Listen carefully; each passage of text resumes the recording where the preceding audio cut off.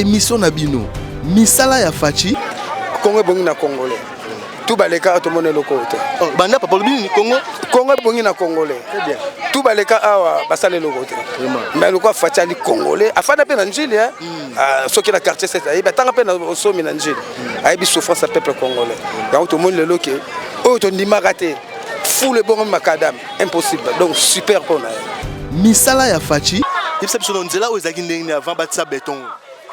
En tout cas, papa Nzela ondenge zalaka ozata ideti.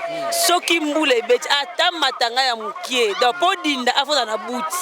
Sans buti awa okovanda te, okoteka te, client okota te. Mais iklikanisi ya papa na biso Fachi Beton. En tout cas aumela. Nzamba pambola bakisile. Manda o abanga te to voter lisusu. misala ya Fachi Yebisa biso na nzela ozaki ndenge nini Utu ozaki ndenge avant batisa béton. Nzela oyo biso tozala ba mauvais souvenir. Se wa bendi image. Ba ma ya potepote panza biso ba makolo na ba foin omoni. Ba foin sala na makolo awa donc. Potepote ya koloba te salité solo. Donc omona ngo lelo ndenge ba modifier yango grâce à Fachi Beton et ça livre ya bien ya malamu koleka plus que.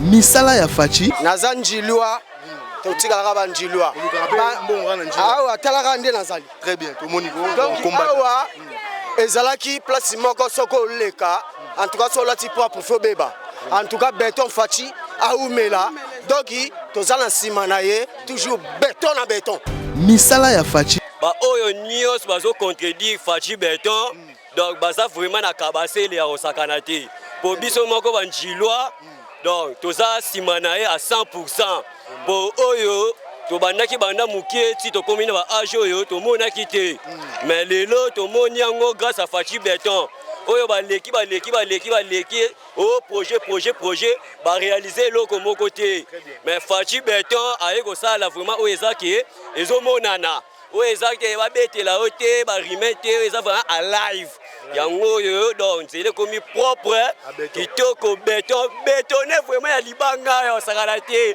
la commune mosu te ya libane ke bangisa njili misala ya Fachi Bana nzela ngo bandi wa peketi wa. nzela oyo ebimi boye euti awa na prince ya Sekomaf eye boye to ezaki poto to andoko ko leka te so mvule bandi ebimi boye ekutana prince eketi bakwanga ekena prince eketi ebimi boti boulevard Sainte-Thérèse do ande toza boye en tout cas Fachi to ana simana papa beto la beta umela misala ya Fachi Papa bang c'est le roman. Na le bien. Aumela. Ba projet nyonso. Fati ayo kufungola nyonso. Comme afungoli nyonso. A continuer libandi lipesu suka. Alpha pe omeka. Merci papa. misala ya Fachi nateka na wenda sisi na mutakala na Zaki ndenge. ezalaki nzela poto mwenzo mama itoleka ezate emso to kuya to glisser mais papa Fachi Beton aumela tozana esengo ya mingi pona ye kolo abakisa o ezangi pona ye na musala asala libiso abongiseli biso prince tona esengo mingi pona ye aumela. Merci maman. En tout cas tozana esengo mingi que Dieu vous bénisse penza misala ya Fachi pesi pena longonda na mokonza mboka papa arumela so palanga apika baka wana longwa te po tomoni ba président baleki mais papa seli biso loko moko ya lokumu ya kitoko to taka mboka nde komi kitoko donc akoba kaka mayele wana koba arumela fanda ata bato babe bakoloba landa bango te alenda kaka azalaka posé donc ndenge za retour 2028 ye kaka donc batikela biso ya fanda na takoba ta koko ata 50 azalaka wana tomona mutu mususu te nde na zabi la futi la ku mwa minerval te la fanda posé Autant que ça be moi na classe au fini. mayele ezala mwana na kutu ya olobela te oyo kaka En tout cas. kitoko arumela penza fanda Ebele à félicitations et surtout pour Nanjili ezali vraiment salut pour Nanjili qu'il continue le boulot mais asuki sana ninite na Nanjili te projet sana ngo na Kimbantseke na banzela nyonso tout oyo boezala na Kimbantseke attaquer ngo kozala vrai salut pour na ye et puis kozala vraiment vraie acclamation soki asali ngo pour na Kimbantseke akozala lokola roi et puis ekotika libela ekotika lokola monument pona chango. Donc c'est que bino bana njili bana kimbati bo bana suba na limité te. Njili limité. Ah ouais principe za njili limité. Misala ya Fachi. Donc moi na yo take njilo askoza na kini. Mais Fachi betone président ka yengwana to za letiliwa. Pour ça malamu. Donc c'est vraiment malamu. Donc le monsieur uta fache dans wanzele comme belé dans yangwana dans efficacité biso wa congolais. Donc Fachi beto fa naï. Donc on va faire Fachi beto c'est béton. Donc c'est pas vraiment Fachi beton donc afa naï afa na rumela. Émission Nabino. Misala ya Fachi. Tozali awa pona olakisa bino partout. Président de la République azo sala misala na kati ya République démocratique du Congo. Ndakisa awa na ville province ya Kinshasa. Toza na route rocade oezui kubanda mitendi ti na aéroport ya international ya Njili. Réhabilitation ya Veni Kulumba na Masina, réhabilitation ya Allée Verte na Ngalema. Banzela ezali ebele o mokonzi mboka sali biso na ville province ya Kinshasa elongo na ba province nyonso ya République démocratique du Congo. Désormais, bobanda rozwango awa na FM télévision partout misala ezali ko sala.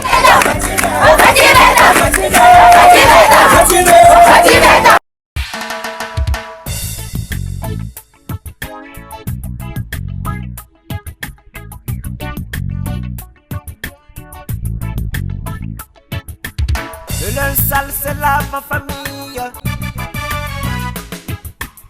De la famille qu'on saura les contenus. Bonjour, bonsoir, ça dépend partout dans le monde. Mbote na bio nyonso ba abonné pe balandi nyonso ya FM télévision surtout balandi ya émission Misala ya Fachi. Car on est to pomata bino toza awa na Njili, toza na Njili na simalanga o bozo mona wana eza nini macadam ya maître Coquet do maître o totaki pour la sabino dernièrement. Donc macadam wana boulevard on a yango ya maître Coquet. Alors awa siko toza place na télémel awa toza siko na Njili na quartier 6 pa wapi mokonza mboka kaka ndenge na makanisa malamu azui a désenclaver Njili kimbateke ba commune nyonso ya Kinshasa awa siko to kiti donc basali route au à béton route oyo et koti boye et qui est traversé wenze ya 6 et bimiti na route oyo ke c'est komaf donc route ne bomona boye ah tu as un maître Croquet et bimiti na route c'est komaf alors ils ont moulaï donc total on les a bien marqué c'est un peu mounene alors bon on a pas précision bien il faut toujours habitant ya Njili ba meke peu expliquer sur route oyo bandi wapi pe et communauté pour na toujours ba précision mo bien alors merci na ba ndeko nyonso oyo bozo s'abonner bozo partager bozo benga bozo aimer en tout cas nzamba pambola bino merci na pasteur Jacques Kafwa depuis Australie l'homme dédié docteur Kafwa en tout cas nzamba pambolo vraiment na docteur Peter bambote na nous parce boza en tout cas bandeko nyonso oyo banda émission Misala ya Fachi en tout cas bozanga te na ko aimer donc moyen malamu ya ko sunga biso kaka bozo aimer ba vidéo bo partager et aussi biso malamu pi bandenge pe bandeko bozo commenter alors te fata ka dote préfina tozo ba habitant ya Njili comme ça tu meka un peu reçoana ba onto eba nzela oyo ezaki ndenge pe commune ni préfina yaka chef.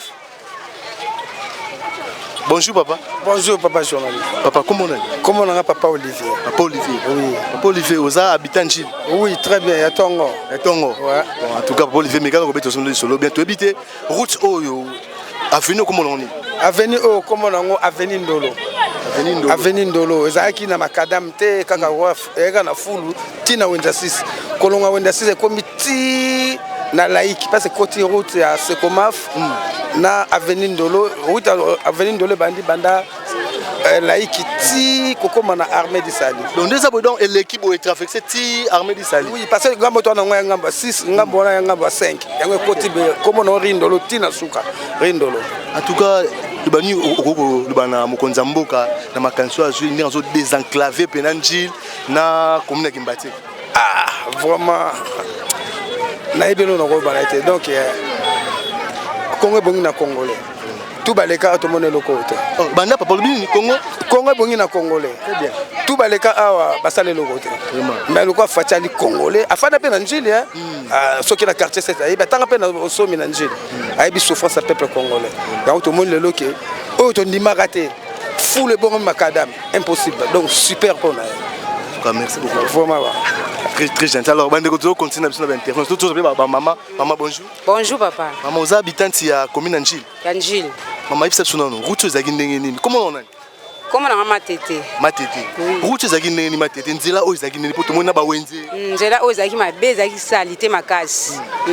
Siko ndenge to sepe ndenge papa so fatia c'est so prince et comme il propre en tout cas papa to sepe do banda awati na sekuna route ya sekoma peke bo do to sepe li penza. Un mois pas présent Zolanda on konza mboka na likanisi. Oh Julia osala no banzela asali avenue croquer asali oh a trois banzela de to mona njili. Message nyoko pesa na mokonza mboka. Bon, on a passé un message goye to sepeli na ndenge oyo asali biso prince. En tout cas, Nzambe a pambola li susu abakse o ezangi. Et on a passé un merci. Merci beaucoup maman. En tout cas, tous continuer d'intervenir sur Préfina. Donc awa tous na route Ndolo. Donc avenue les avenues Ndolo ezaki donc impraticable, ezaki foulou, ba poto mais lelo. Papa okoloba yaka Préfina tout la papa bonjour.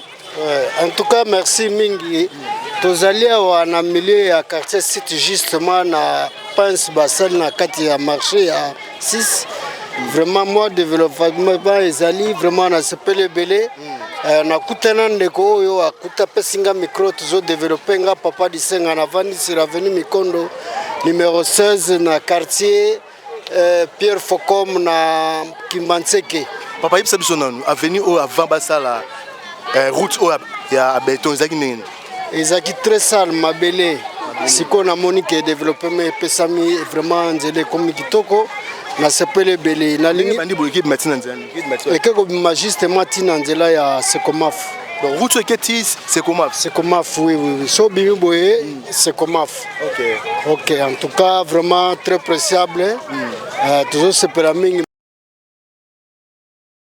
En tout cas, merci beaucoup Balandia FM Télévision car ndenge toujours continuer na interview na biso. Alors awa toza na Wenza 6. Donc oza Wenza 6 na sibino bozomona. Donc oza Wenza 6. Alors route sur place de route et traverser Wenza 6. Donc elekende awa na sibino bomona virage ndenge viré et ko bimati na route ya Sekomaf. Alors toujours continuer na interview toujours ba maman ba ndeko na biso ya Njil. Par rapport à la route, on a sali bango kitoko à béton pour te éviter sous les pressions sur les anini. Alors toujours continuer à interview na biso Préfina. Donc nzela o bandeko eza pena à béton. Donc eza pena do baston na béton, eza ka nzela oté. Basali route ni macadam ni mettre croquet na moni donc bazo désenclaver vraiment njil ninga osakana te bandeko. Donc ninga lo bezate na ba commentaire ninga otsate bino moko boyoka ba bita njil ninga nini esengoni bazana mpona komona Fachi ndenge azo désenclaver njil mobimba donc ninga osakana te non seulement njil to lakise bino ba makala to lakise bino ngiringi to lakise bino bumbu to lakise bino kimbatseke alors awa siko tozana njil kaka ndenge zalara tozo maman na biso Préfina yaka tozo ata mama bonjour mama comment on est comment maman Nadine Maman Nadine. Maman, il s'est biso nzela oyo avant président sala nzela, ezaki nini? Ezale ba poto makasi. To sepeli fatia sel biso njela to lukane social biloko kolia. Biloko kolia kita Merci maman. Alors pour finir toujours continuer tous mère. Na mono kwanza boye. Bonjour. Bonjour papa. Maman comment on est? Comme na Laetitia. Maman Laetitia. Teka Bandakala. Il s'est biso nzela oyo ezaki ndenge avant batisa béton. En tout cas, papa Nzela o ndenge zalaka ozota ideti. Soki mbule beti ata matanga ya mukie. Da podinda afoza na buti. Sans buti awa okovanda te okoteka te client okota te. Mais iklikanisi ya papa na biso fachi beto. En tout cas aumela. Nzamba pambola bakisile. Manda o abanga te to voter lisusu. En tout cas. To sepeli makasi de bosezo wente ata na makongula za les. Bakusu za la rasute to bakusu solo mais likanisi penja papa fachi beto aumela. Merci maman. Alors, tu continues de jouer de donation à moni à coopérer tata bonjour. Aumela bonjour. À coopérer njila. Coopérer moi njili sous en plus. En tout cas tata betano. Comment on est? Kombo na ngai Rabi Shikito. Rabi Shikito betano lisolo tata. Papa maman Rabi mais oyo to bakisaka ezande Shikito ouais. Papa Shikito bisa son nzela ozaki ndenge nini hein? Mutu ozaki ndenge avant bata beto. Nzela oyo biso tozala ba mauvais souvenir. So ba bendi image. Ba maya potepote panza biso ba makolo na ba foi omoni. Ba foi sala na makolo awa donc. poto ya koloba te salité solo donc omona ngo lelo ndenge ba modifier ngo grâce à Fachi Beton et ça livre vraiment ya bien ya malamu koleka plus que est-ce que ezaka de nzela président bongisi kaka to ezaka nzela te ezaka nzela principal mais ezaki makadam te ezaki makadam te ezaka nzela principal projet nini Fachi Beton nde mutasali makambo emona na miso bato papa pesa message mo pa président Zolanda yo pona ndenge azulikanso ya ko désenclaver message nga ezake ba oyo nyos bazo contredire Fachi Beton donc baza vraiment na kabasele ya osakana te po biso moko banjilwa donc toza simana ye à 100% po oyo tobandaki banda mukie ti tokomi na ba age oyo tomonaki te mais lelo tomoni yango grâce à Fachi Beton oyo baleki o projet ba réaliser loko moko te mais Fachi Beton aye ko sala vraiment oyo ezaki ezomonana oyo ezaki babetela ote ba rimete eza vraiment à live yango yo donc c'est comme propre kitoko bétonné vraiment ya libanga ya sakana te la commune mo soute ya libanda ke bangisa njini biso nyonso na minute oyo donc bateti biso nyonso na minute oyo ya mutu abangisa muninga te okota veni bétonné obimi boye makadam ozongi boye makadam donc aumela Fachi Beton de génération à génération aumela papa merci papa kombo nanga Marius papa Marius nazanjilwa totikala ba njilwa awa talaka nde nazali très bien tout moni donc awa ezalaki place moko soko leka en tout cas solati propre fo beba en tout cas Beton Fachi aumela donc tozana sima na ye toujours béton na béton bana nzela bandi wa peketi wa nzela oyo ebimi boye euti awa na prince ya Sekomaf eye boye awa to ezaki poto toando koleka te so mvule bandi ebimi boye ekuta na prince eketi bakwanga eke na prince eketi ebimi boti boulevard Sainte-Thérèse donc ande toza boye en tout cas Fachi toana simana papa Beton la beta umela papa bangse le romo na le bien aumela ba projet nyonso Fati ayo kufungola nyonso comme afungoli nyonso a continuer libandi lipesu suka alpha pe omeka merci papa mama bangsa emo ngai koma mama Matimima na sepeli ya tro na mukonza biso papa Fachi Beton o asaleli biso mama ozakoteka awa na wenzo na teka na wenza sisi na mutakala na ndenge nini eto ezalaki nzela poto mwenzo mama ito leka ezate emso to kuya to glisser mais papa Fachi Beton aumela tozana esengo ya mingi pona ye kolo abakisa o ezangi pona ye na musala asaleli biso abongiseli biso prince tona esengo mingi pona ye aumela. Merci maman. En tout cas, dans un instant mingi, que Dieu vous bénisse Penza. OK, merci en tout cas. Bandeko tozo continuer donc tout ça awa na wenza 6 na moni donc ba maman, ba papa, ba jeune no ba na sengo pour le wenza. Mama kombo nani? Kombo na Laetitia. Maman Laetitia. Oteka awa. Toteka na wins. To sepeli makasi na o papa Fatia sali biso po wenzo ezaki salité po sokumbule bezo kokate dans solati chassi to kokolekate mais grâce à papa Fatia to nya ta prince na kata wenza 6 en tout cas to zapende ya ko sepela aumela libela on se souplesse pour la deuxième fois. OK, merci beaucoup maman. Tozwa bande on a biso en tout cas maman pe ngolo lingi Barcelone mo komona.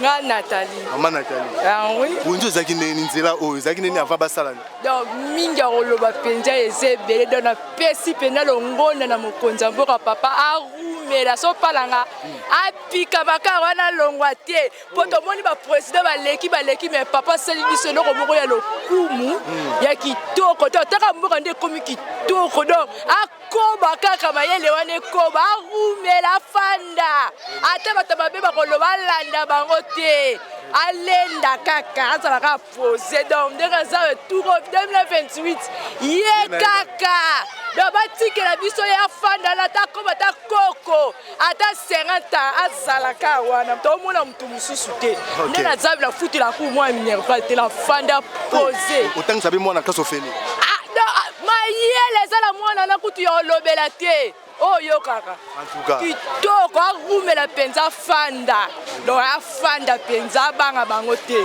Merci beaucoup. En tout cas merci toujours continuer pour finir. Alors tu continuer na kozwa bande kona biso kaka ndenge ezalaka masa yo za molo ba comme na Gédéon botami na njili kolbe na njili anakola njili lobana nzela uzaki ndenge nzela oyo po biso tebi wenza 6 na biso ezaki poto so mule beti okoleka te o wenza 6 soki mule beti atwali papa pembe oleka te donc ata bana moto banokanga ma mais banda basel biso prince nzela bongi tokomi à l'aise atolati donc ata mule beti olati na pembe calme yotamula l'aise calme vraiment ça message pas pour les Anzolanda mokonza mboka message nyoko pesa elo na kolobaka na mokonza mboka naza mingo bateme nzamba pa muleka na oya sali po misali ezomonana misali mona po asali ba prince et aider biso bana mboka donc abumelaka na bokonzi na ye. Très bien, merci beaucoup. Merci. En tout cas bandeko yaka masa yaka masa opese lako biso bana njito wana esengo en tout cas banjilo bwana mikili bana njili bwana poto bozolanda FM télévision en tout cas botala onza 6 ndenge komi donc makadama osakanate papa bonjour. Bonjour. Comment on a frère vainqueur. Frère vainqueur. Frère vainqueur yeb sabi sonon. Vraiment na njili. Oui, naza mwana njili na botami na njili. Na fela uzaki nini avant batsa beton. En tout cas surtout biso bato ando teka na wenze. Poto oui na teka na uti pe oteka poto tellement tonne ko somba ba support fo autant pour ko tambola te donc so zu imaginer zaki na donc to meka ko suko zongi sa ko imaginer sonde zaki te poto mona ko neni o déterminé te. Très bien. Pour te président vraiment sala. Lo we ko teka na mono propre ozo anda kwa l'aise. Très propre. Poto surtout na sambula boy. Ah okota te okota wenze te. Normal. Alors tozo continuer na biso na ba interview na biso to ebite tozwa ba mama donc to ara na wenza 6 donc makadamo ye et traverser boye. Et traversé boye. Maman, bonjour maman. Bonjour. Maman, comment on est? Comment on a ma Bibiane? Ma Bibiane. Bando teka babase banda kala. Banda kala. Maman lobana nzela wa va présence à la béton ezaki ndenge. Ezaki mabele ezaki poto makasi siko to sepeli. Kazi ndeto zaboye to teka awa ba mama wenze ba boyi biso to teka awa. Po biso pe to ba mesa na biso ba panza to zwambongo te. Ah mais quand même basali nzela et sepeli bino. Eh sepeli biso makasi. En tout cas, merci maman. Ah, merci. Toujours continuer pour finir donc toi na wenza 6 na sibino ozomona. Papa bonjour. Papa excusez s'il vous plaît. Papa comment on est? Comment on est papa Gina? Papa Gina. Oui. Papa biso toza émission Misala Fachi FM télévision. Toye poto Joanzela ou papa. Est-ce que ça habitant à Njil? Non voilà Njil chérie. Ah OK. Papa ozara ko le kanzela ou avant basala makadam. Nazara ndekuna. Ngaku tu babuka ndako pena donc mais epai ba changer là. Nini rokad. Rokad ko. Ba isa sonzela ozaki ndeni avant basala prince. Nde ezaka ndenge me unji. Bato ba utima ezaka kama nzango herbe bazu idée ya bongo ya moke ba chema makadam. OK, message mon repesa ni pas ya président Hollande pour na likansi je n'enga zo désenclaver njil mobile. En tout cas vraiment nzambe apambola ye. Abase ko pamba te o yazo sala. Nanu peut tomona monter na mboko. Magito guerre mais quand même que yazo sala. Vraiment nzambe apa. Asa vraiment abase mi ko attends to fan le même. Avant de lever la peau, vraiment OK. Très bien, papa. Merci. Très gentil. En tout cas, merci pour finir. Toujours continuer sur l'intervention. Donc, toujours bananjil, maintenant solo. Donc, bazo pèse là. Donc, bananjil, na Poto, na Allemagne, na Belgique, na Paris, na Saloé, na Kimbate, oh, abenga na Allemagne, papa, comme Kimi en tout cas. Comme tu reçois. Donc, tous ça, donc, na Winza 6.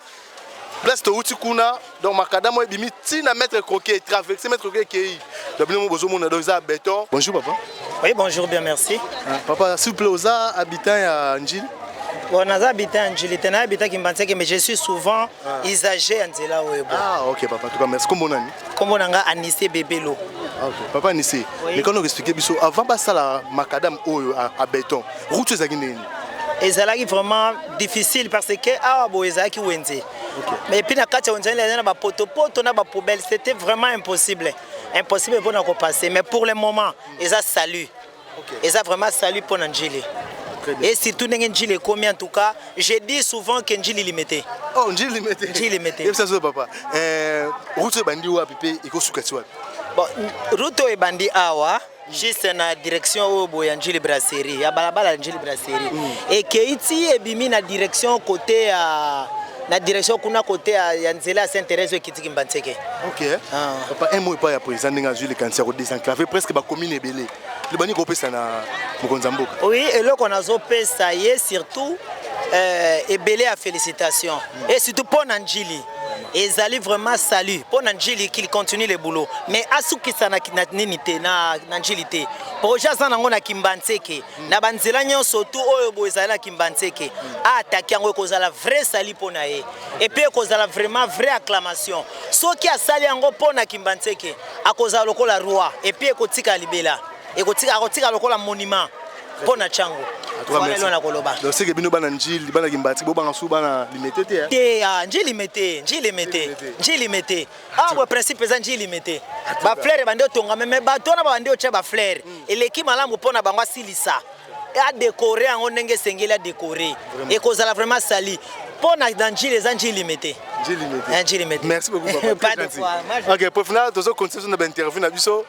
Bozu bana Njili ba Njili komi limité donc oh limité oh biso bana limité bana Njili ba obanga bino souté pour macadam ne don niveau côté na Njili au côté avenue au macadam au côté direction au batongi donc à béton au côté en tout cas bana Njili babi merci président Fachi tozo côté interview na biso to jora ba habitant Njili ba habitant Kimbatseke ba megempe ko pesa ra ndenge zala. Papa bonjour. Bonjour papa. Papa tore ba komo nani? Josué Boulamatari. Papa Josué. Oui. Papa Oeza FM télévision émission Misala Fachi. Alors tu quittera partout présence à la Misala. Alors les autres aussi bien qui to quittawa na route au présence ça tu habite awa tu na route nini. Oeza nzela oya wenza 6. Bandi wapi? Et bandi na entrée nango yangoyo. Zobimati côté à kuna pour le Saint-Martin. Papa, il s'est besoin nzela ou avant basa la route ezaki ndeni. Ah, vraiment zéro va basta lango. Surtout ceux qui ont les bêtis, tu côté les manayo boité. Même à tata on les bêta quitté, ceux qui au côté aux hommes na ganeti na village. Vous allez qui vraiment naba mesa, naba manzanza, naba tout salité. Vraiment ouais même à côté tu côté les manayo mata boité. Avant même basta là. Ceux qui sont les bêtis, ah wana kutumbe mawa catastrophe. Ton message ne go pesa na bandeko bazali bande ya mboka en tout cas bazolo bakeno facha ça le côté alongwa bo mais quand même biso to ki na banzela to mona ndenge azako désenclaver presque ba commune belé non c'est ba commune c'est ba province message ni go pesa bandeko o bazala ignora vraiment message na ko pesa ezake ata bo bazolo bake facha zo ça le côté wana za ingratitude vraiment ya liboso na lisika totelemi nga na yo preuve ya liboso elemo liboso yango nzela o ezalaki boye te c'est tout le monde bazoleka bazoba vraiment que Fachi omela preuve yango à part awa c'est presque partout tozomona vraiment baroute baza ko réhabiliter yango vraiment bato baza na mboka même libanda mboka tozala na reconnaissance mokonzi ya mboka azosala misala ezomona baoyo bazalaki liboso babimisaki biso na situation tozana yango te vraiment tobeteli Fachi maboko aomela vraiment zamba batela. Merci beaucoup. OK, merci. Très bien. En tout cas, pour finir de continuer na biso donc awa to komi place route oyo ebimeli na simino bozomona route na necessité dans un chantier ba osala misala route na necessité ebimeli nde awa donc ezokende ko tutana na prince oyo ya Sekomaf donc prince oyo za prince ya Sekomaf yango na kuna donc malgré tout mu pepeza mo makasi mbule ngo banda me bala Njili bazobanga mbula te babi ata mbule beti ba la l'aise pour route donc était bango très à l'aise. Merci beaucoup na balandi nyoso oyo botu kolanda émission na bino misala ya Fachi tukomeso na suka émission misala ya Fachi to lakisi bino place oyo route oyo bandeli na maître croquet et traverser maître croquet iketi na boulevard merci bomoni alors on est to la place oyo route oyo esukeli na simalanga bozomona wana ezali route ya Sekomaf. En tout cas, bana ya Njili quartier 6 en tout cas ba sepeli mingi merci président Fachi pour nzela au libre. Alors bandeko pour soutenir émission na bino misala ya Fachi ezake bo s'abonner, bo partager, bo aimer l'émission en tout cas et ça absolument alors bandeko peut boter la biso na page Facebook ya code 243 en tout cas bandeko bo sukara na moi image tozo ça ya mukete. Papa yara na ballon mukete tata bonjour. Bonjour. Vous êtes habitant Njili? Oui. ça son nzelo ezaki nini nzelo ezali vraiment mabe makasi dans somme dans président biso musala sala dans to sepeli nango pina vraiment to sepeli banzele comme belé dans vraiment to sepeli de tika na nzela ki mbati to ya sune ba ranjango wa njilo comme moi kitoko na kitoko ta ça ba sala biso na gu makasi message ni opesa na président Fachi Beton na bandeko bana poto bana njilo bana poto. OK donc yo teke njilo asko za kini mais Fachi Beton président a ngwana to za letiliwa pour ça malamu donc c'est vraiment malamu donc le monsieur uta fache dans banzele comme belé dans yangwana dans efficacité biso congolais donc Fachi Beton fa naï donc on appelle Fachi Beton c'est béton donc c'est peli vraiment Fachi Beton donc afa naï afa na roumela kata comme nani comme na obedi merci beaucoup. OK na c'est peli en tout cas bandeko bino mo bomoni kuti nazo désannoncer mais tellement bana njil bazana esengwa makasi pona nzela na bango donc ba bina désannoncer en tout cas merci donc nous avons ba bandeko oyo bozo landa biso na page code 243 page Facebook image auto autres ça ya muke ça ba 5 minutes ouais ça ba extrait pour na cause intégralité à image il faut beaucoup na lien na biso ya YouTube beaucoup de YouTube hôtel émission et bandeti suka les amala mi pour soutenir biso pour ne bosu ka na page ils a malamu mingi mais quand même bon na biso petit na chaîne YouTube pour et ça la biso bien perso force pour tout quitter partout au présent alors ça alors merci na pasteur Jacques Kafwa en tout cas pour na